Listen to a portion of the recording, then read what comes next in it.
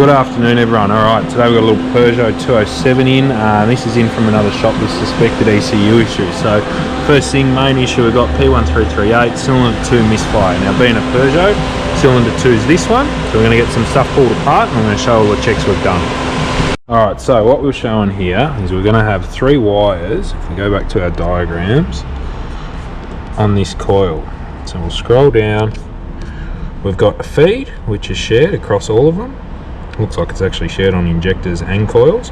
All the other injectors and coils are firing as well, so we know that's good. We've got a ground and we've got a control wire back from the ECU. So this feed here, that feed we should have a... Alright, so that feeds our ECU feed, or sorry, our control feed. We'll have a good ground on this black wire, and we should also have a ground going back through the ECU on the other wire. So I'm expecting 2 grounds here. We're hooked up to battery positive, touch ground, test light lights, and we've got 1, oh, there we go, and 2. So that's normal. Now, quickly, we'll just unplug this other one, and I can show. Same thing, 1 and 2. Now if I was to unplug this ECU connector here, which is where our coil control wires go through. Alright, now that we know that the feed and the ground wire are good at these coils, what we're worried about is an ECU control, and like I said, cylinder 2, so it's this one, always counting in on a little Peugeot. So I'm going to start it up, we're going to see if we've got a control on this trace.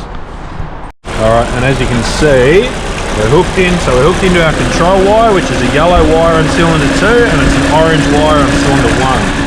So we go back over to our scope. I'm going to roll this scope. We've got 2 traces hooked up.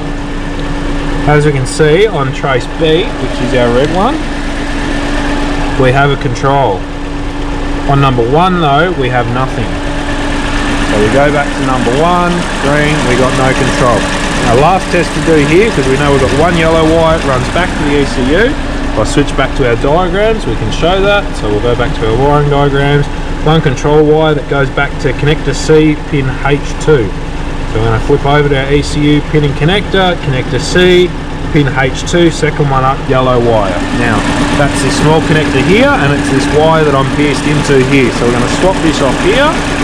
We're going to go straight back to the ECU itself here. We're going to roll our scope again, and if we've got no control, then we are looking at an ECU issue. And we still have no control there. So that's no good.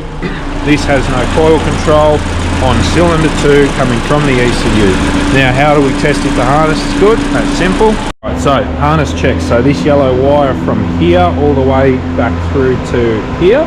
How we're going to check this, keeping it simple once again, all I've done is I've unplugged both. This is the main thing. I've unplugged the ECU and I've unplugged the coil. So we shouldn't have any continuity anywhere. We should just have a dead harness. I've hooked that wire to ground and I've got a test light hooked up to battery positive. So I'm going to put a little bit of load on this circuit. I'm just going to go in the back there, and as you can see, that lights up well. Now, quick and easy way to tell if we have a short to ground, so we know our continuity is good, it can carry current, it's load tested, is if I take this off and that light goes out, then we know we don't have a short to ground anywhere. Straight away, that light goes out. So our harness is good on that wire. We just have a ECU issue with no coil control.